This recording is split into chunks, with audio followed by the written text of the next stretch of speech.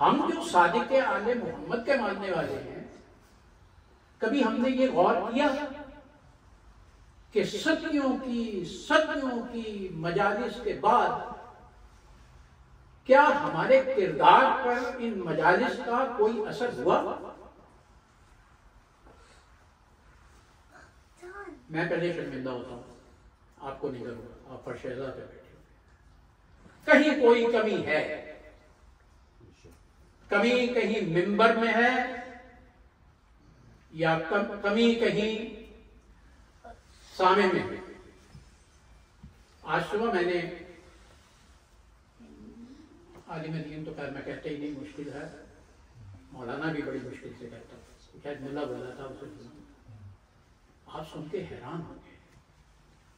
उसने कहा कि एक शख्स, देखिए ये उनके बारे में, उनके नाम पर ये कौल लगाया जा रहा है जो ये खुद कहते हैं कि अगर हमारी कही हुई बात तुम्हारी आंखें तस्लीम ना करे तो उसे दीवार पे दे दो। तुम्हारी अरस्तू की नहीं, अल्लामा रशीद तुराबी की नहीं, तुम्हारी फर्द की अक्ल है, ये मुख्तलिफ है, एक अक्ल दूसरी। तज़ीक़े ईमान है जो कुछ उसने कहा। एक शख्स इमाम बाकर के पास आया,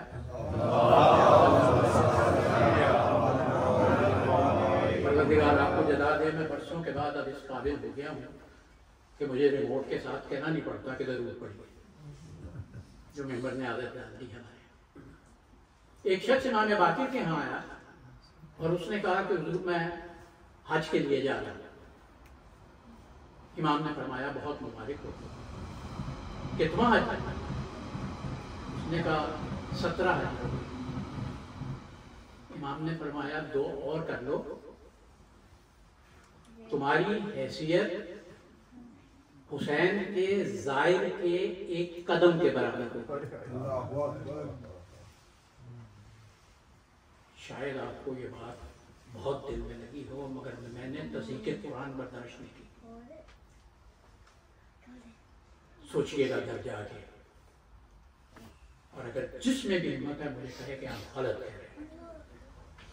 कुरान कुरान है, रसूल रसूल है, खुदा खुदा है, अली अली है, हुसैन हुसैन है।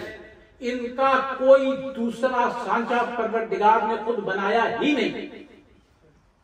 ये लिमिटेड एडिशंस हैं। जाहिर का एक कदम अपनी जगह पर, वो 20 हज के बराबर बना दिया आपने। ये वो रिवायात हैं जिन्होंने हमारी मजालिस को इतना नुकसान पहुंचाया है। मैं वो लोग जानता हूं जिन्होंने अदा खानों में जाना इसी वजह से बंद किया।